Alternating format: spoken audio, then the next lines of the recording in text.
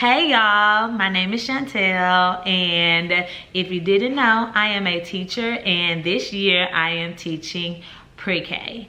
So I recently made a reel, and the reel was I don't work for free, and it was just me after dismissal, after the kids are gone. I'm like, I'm gone too. I ain't staying at school, like that. And so a lot of teachers have been commenting, and they were like, yes, I need to learn how to do this. I do this already, and so forth. And so I was like, I'm gonna make a video on just how to prevent teacher burnout, because teacher burnout is real. Like me, I've always wanted to be a teacher. Like, teaching is truly my passion, and I don't want to get burnt out over it, because I'm like, what else am I going to do? I mean, I don't know how to cook, so I'm not about to be baking anything. I don't know how to do hair. I don't know how to make goodie bags and decorative, create stuff. So teaching is all I know. And I don't want to get burnt out over something that is truly my passion. So I wrote down about 5 tips. If I can think of some more, I will add it. But 5 tips to prevent teacher burnout, because teacher burnout is real. Yes, it's some things that you cannot control, but these things that I'm about to give you, you definitely can control it. So we're just about to go ahead and jump right in, because I don't want this video to be long.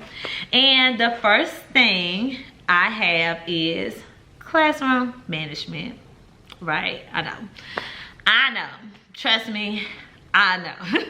But in all honesty, having a good foundation structure in your classroom, like I said, I teach pre-K and we still have some structure.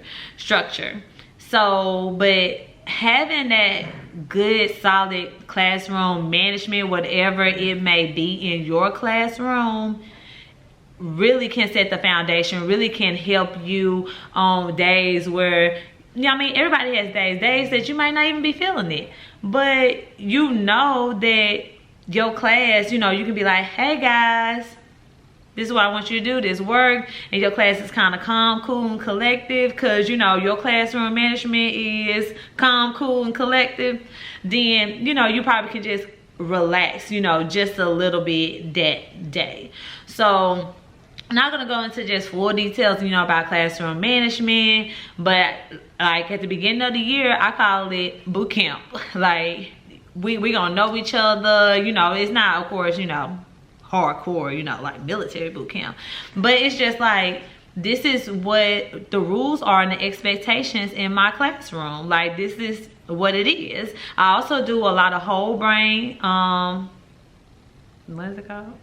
Whole brain management skills in the beginning and throughout the year. Like, that's just what my classroom management is.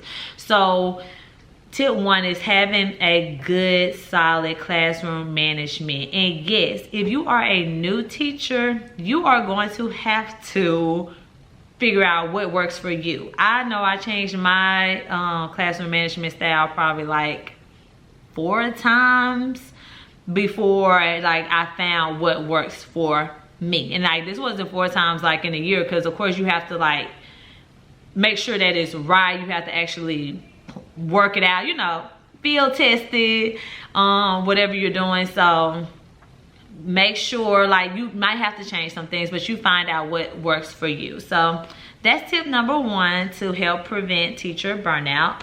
Number 2 is complaining, and don't attack me on this. Of course, everybody complains about stuff. Everybody complains about stuff. It don't matter where you may work at. But complain about lesson plans. Every school that I know of does some form of lesson plans, whether it's you having to type out, look at the book, type it out, write it out, annotate the curriculum. You know that you're going to do some form of lesson plans. It is what it is. No, I'm pretty sure most teachers are not walking around like this with their lesson plans. Yeah, you may walk around with the curriculum book because most curriculums are starting to be scripted now. So you might walk around with that, or, you know, have it to the side, but the lesson plans, like, you know you're gonna have to do it. You know you're gonna have to submit it. It is what it is. Do not spend your day, your time complaining about some lesson plans. Get it done. Get it done. And then if you know, if you stay with the same grade or the same school, most of the time it's the same for the next year, and then all you gotta do is, you know, copy it to next year most times, right? So, you know, that should make it a little bit easier. Sorry if you're hearing background noises. Some classes are starting to go to lunch, and that's where my class is right now. They're at lunch. So yeah, so complaining about lesson plans, like, you don't want to use your energy on something like that. Just get it done. Yes, sometimes we might have meetings and during school and things like that, and you might think, oh, this is just busy work. It may be. Do it. Do it. Get it over with. Do not waste your time complaining, using your energy on things like that, because just get it done. No, you may not use it in the future. You might not. Just like some of the things we learned in high school, might not use it in the future, but it's okay. It's okay. You know, something may come back. Like, it was some things that I've learned in school. We call them different things, but I'm just gonna say in school PD. PDs, you know, you might see something that jog a memory to be like, oh, okay, I did learn that. So, you know, you just never know, but get it done. Don't waste energy on things like that that you know that you have to do. And so that's number 2. And then that leads into number 3, is designate days to get the work done, as far as lesson plans and copies and things like that. So, like, for me, my designated day to do my lesson plans and make copies is on Thursdays. So I used to stay after school on Thursdays, but this year I haven't. Like, during my well, we call our specials encore. It's been called enrichment. So whatever it's called at your school, when they go to art, music, PE, etc. My day is Thursday. So I'm not talking to my coworkers. I can't talk to y'all today. I love y'all, but I can't talk to y'all today. I didn't get my work done because I'm not bringing it home. I'm not. So on Thursdays, and I'm doing my lesson plans, I'm making copies, I'm filing papers, hard copies. If you use Google Drive, that's my day, Thursday. And some may say, well, what about grading papers? Because grading papers do take a long time. And I know, like, oh, you teach pre-K. I've taught 5th grade, 1st grade, kindergarten, and pre-K. And when I taught 5th grade, I was self-contained. So I know what it's like to write lesson plans for all subjects. And so with that, you may have to designate 2 days, a Wednesday and a Thursday. So you may Wednesday grade your papers. So if you grade all your papers on Wednesday, so therefore you can see what your kids may have struggled with, what they are excelling in, and so then that will help you plan for your lesson plans on Thursday. So, you know, you designate that time, okay, your hour, 45 minutes, or maybe 30 minutes for your specials time, but you grade your papers on Wednesday, and then on Thursday you can do your lesson plans, make your copies, and then on Friday, you know, you're free. You are free to go home. You ain't bringing anything home. Even after school, you're not bringing anything home. And even if you do, you know, you are just super duper busy and you have to stay after school, I would just designate maybe 30 minutes after school and spread it out. Spread it out. Like I said, the main thing is to not get burnt out. Like, I hear teachers saying, or they don't leave school until 7, 8 o'clock. Why? Do the school serve dinner that I do not know about? Because no.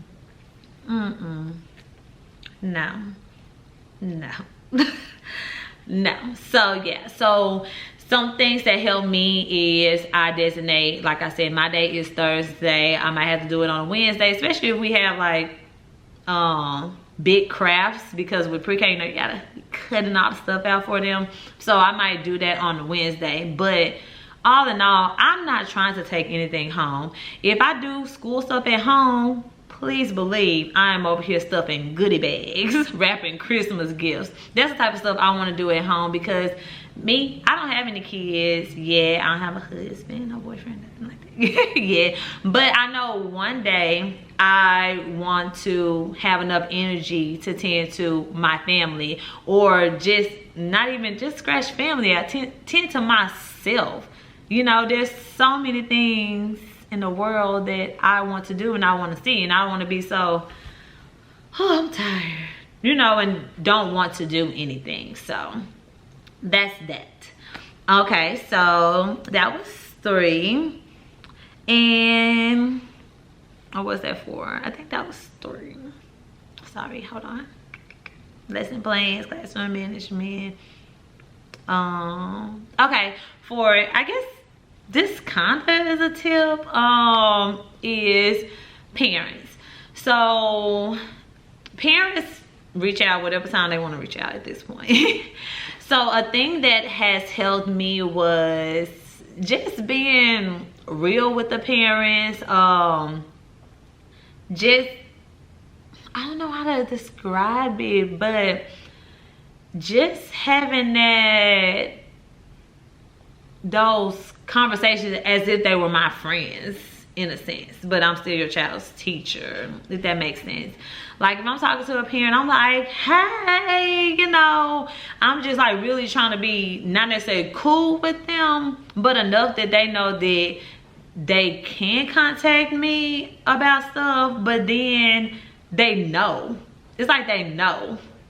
Like they see, like one of my parents was like, I didn't want to message you last night because I already know, like, even though they don't know what I do in my personal life, but it's just having that good rapport with them.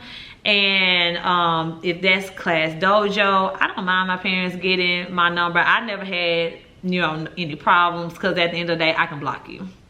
So, but we have a school phone. I know some schools have a school phone. Give you a cell phone. I don't know. But, that's it. But, just having that good rapport with them can make things easier. So let's say you have a child that's, you know, doing what they do. You're able to call that child's parent, you know, if need be. And then that parent understands. So you're not... All right, sorry. Okay, so yeah, so just having a good rapport, you know, with your parents can make things so much easier. And then, you know, parents, they do be wanting, well, some, not all. You know, some do be wanting to participate and things like that. And then if you do not have that much parental involvement, you know, it's okay. You know, you try to do what you can do. And if it's not, still don't stress about it. Like, I'm not the one to say, you can tell that they're not working with them at home. It's okay. It's okay. Like, even, I send my pre-K kids homework. It's so simple. I wish I had it nearby. Okay, like this is next week. Y'all see this? This is what they're doing on Monday, tracing. They don't need their parents to do this. Not in no February. Y'all know how to trace, you know. So, and I'm just saying that, like, don't stress. Don't stress. Even if the students don't do it, like, I might tell them, like, why you didn't do your homework? Well, you know, I might say that. But at the end of the day, I'm not stressing that they don't do the stuff at home. You know, we're going to try to do what we do here while you're at school.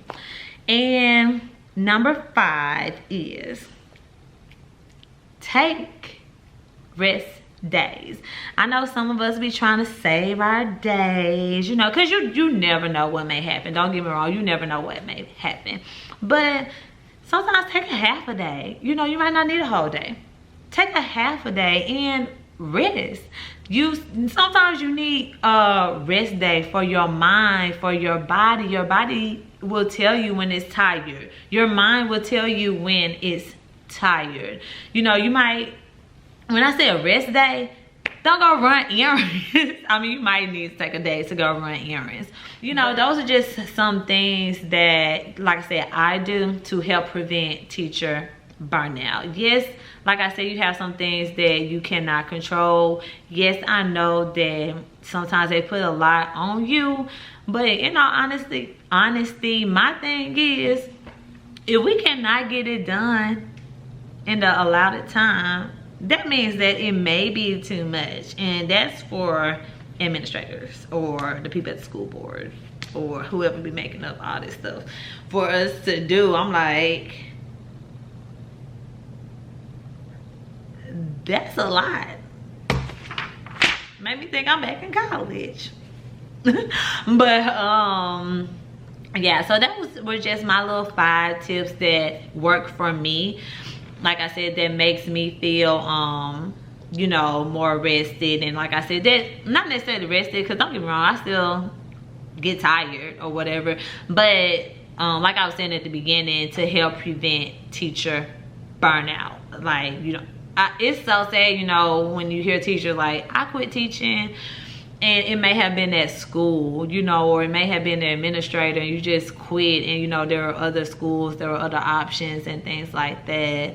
And I'm not saying, you know, be rude to your principal or your administrators and be like, I ain't doing this, miss. No. You know, and sometimes they will take suggestions. You know, they may say like, oh, I didn't finish it, like it was lengthy, you know. So you just never know. You know your administrators, so you know how you can talk to them or come at them or whatever.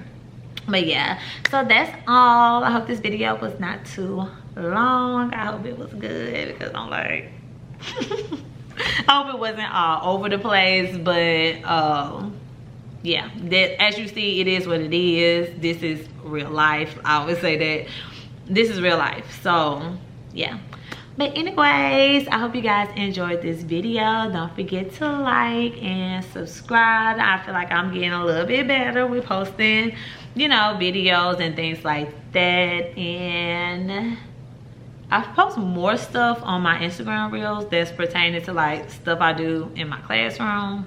But yeah, so I'll leave that in the description box as well. But yeah, so that's it. Do not get burnt out, basically.